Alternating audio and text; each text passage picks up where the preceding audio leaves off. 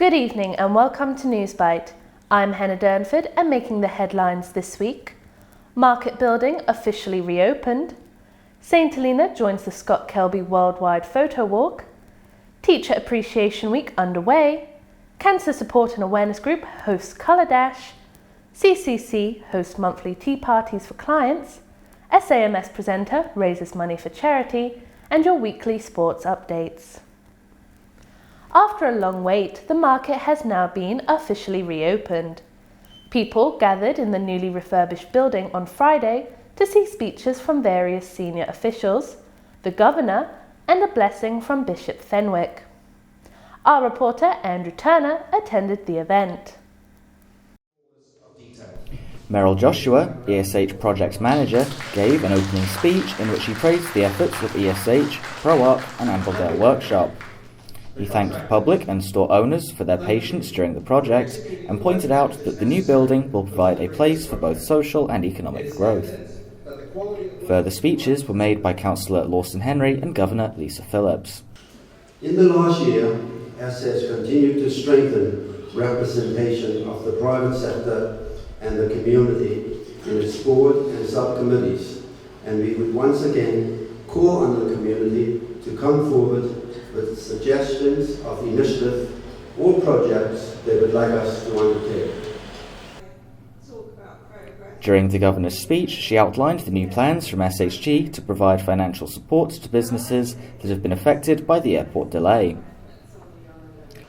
But that's why I'm pleased to also announce today the launch of our Business Support Initiative. Now, this is a menu of ways in which we will provide interim support to businesses who have made investments in the expectation of tourists coming.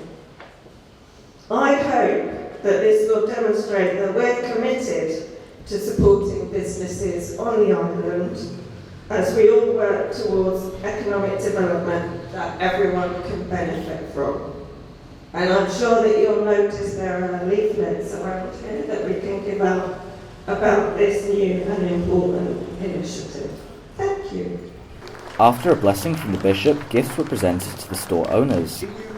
The two winners of ESH's colouring competition, Mary Lockley and Relisha Peck, alongside Governor Phillips, unveiled the new plaque to commemorate the reopening.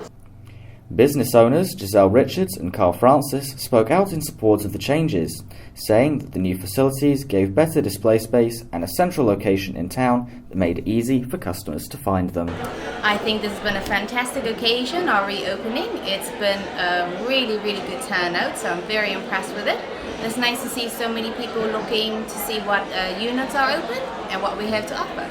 It was a long wait, but it was definitely worth the effort and worth the wait, because the actual, if you're looking outside, the actual aesthetic of the market is brilliant, and it has brought in a lot of new business for us. So what advantages does the new building have to your business particularly?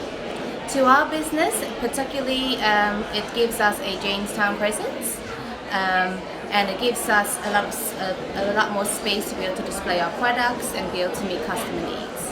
Well, it's pretty amazing, actually. I mean, I don't know if you can hear this in the background now, but like the atmosphere is brilliant, and like a lot of people just seem to really get into it, really. And what do you think of particularly your new space? I absolutely like it. I mean, the size is a bit, but to be truthful, I can get everything I want in here, and it's a lot better than selling things out of the back of a car. 37 people turned up on a chilly Saturday morning for St Helena's third annual Worldwide Photo Walk. The Worldwide Photo Walk is run by professional photographer Scott Kelby to raise funds for the Springs of Hope, an orphanage in Kenya. Locally, the event provides a chance for photographers to gather and share thoughts and images. The group of 37 embarked on a 6-kilometre hike that took them from Fairyland through to Peakdale and up to the garage at Thompson's Wood.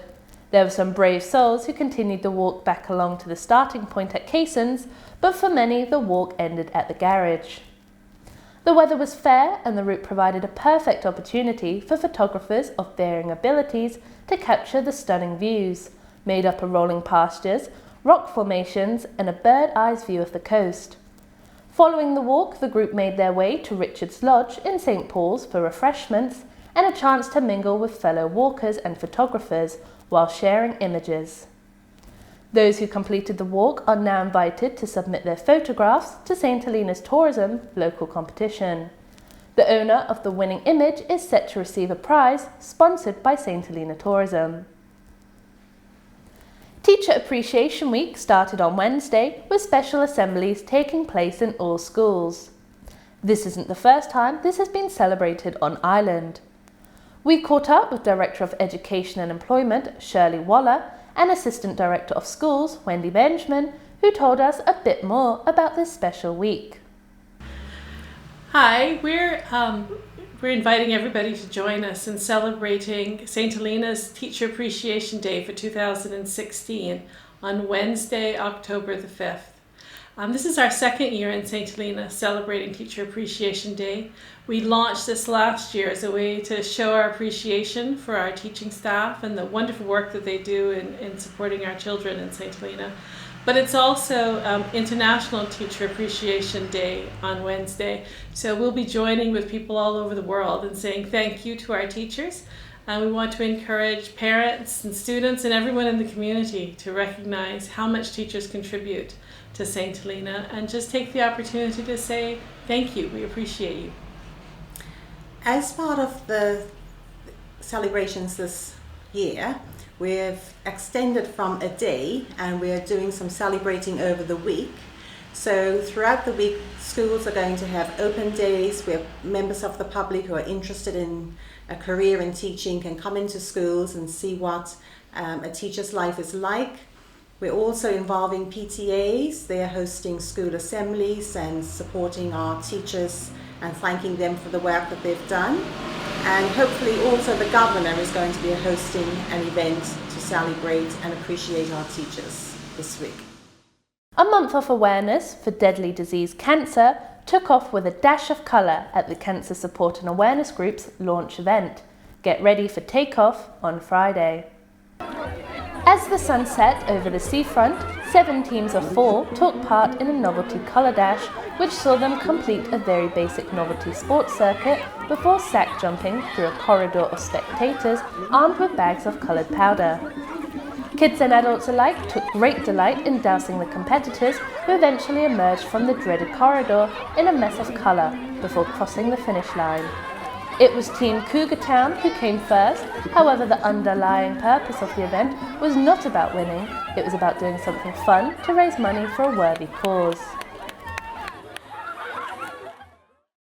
Commonly referred to as the CCC at Ladder Hill, the Princess Royal Community Care Centre organises an end-of-month tea party for its clients. Since April this year, the last Sunday in each month sees numbers at the CCC swell as clients are treated to a tea party. All those with birthdays in a particular month celebrate together. Everyone looks forward to their turn coming round. The party in September was for Marjorie Lawrence, Mildred Benjamin and Marina Young. Each month different entertainment is organised. Sometimes a DJ plays familiar music. There is also karaoke where some clients will sing along and various games are played. All contributions are voluntary.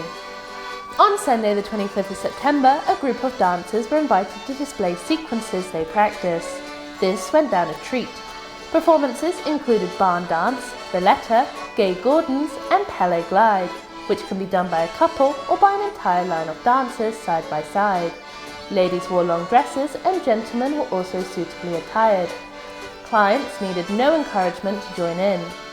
For November, a Halloween theme is planned and December will see a Christmas party.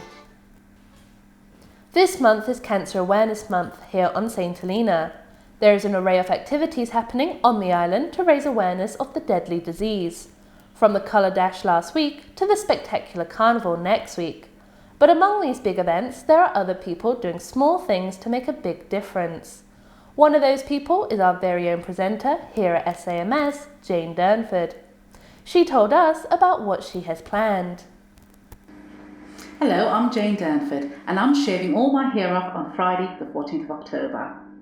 This is not a spur-of-the-moment thing for me to do. I've thought about it for a few years and this year I thought it's about time to finally do this. before I get too many grey hairs. 3 weeks ago, I set up a Just Giving page online with a target to raise £500. I have now reached that target and have started my fundraising on Ireland. All monies raised both here and overseas go to the Cancer Awareness Group here on St. Helena. I'm also donating my hair to the Little Princess Trust in the UK, a charity that makes wigs and hairpieces for children who suffer with hair loss due to cancer treatment. This will be a surprise in the making, as I have no idea how my hair will grow back, whether it will be straight or curly, thick or thinner, or if it will grow back at all. So if you see me out fundraising, please donate generously. Here now is your weekly sports roundup with Damien Obey. Gavin Crowley shot a net par round of 68 to take first place honours in the RMS Challenge Cup at Longwood Golf Club. He finished 2 shots ahead of newly crowned Open champion Larry Lake, who shot a net 70. Brian Coleman finished 3rd and Lawson Henry was 4th. Joan Thomas was first in the ladies sector after she also shot a net par round of 68. Anne George was second on a net 75. Now, football.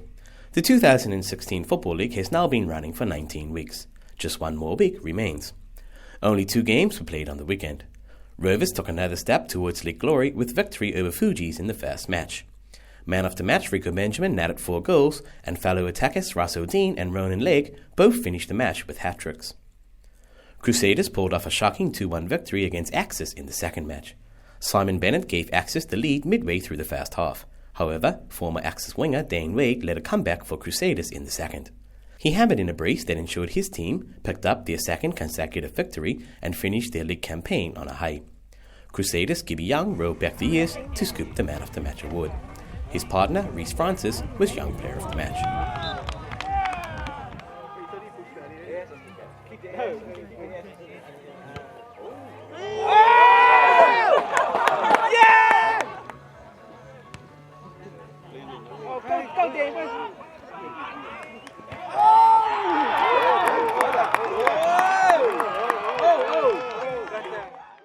Well, that's it for this week's Newsbite. Be sure to tune in again next week. I'm Hannah Durnford, and thank you all for watching.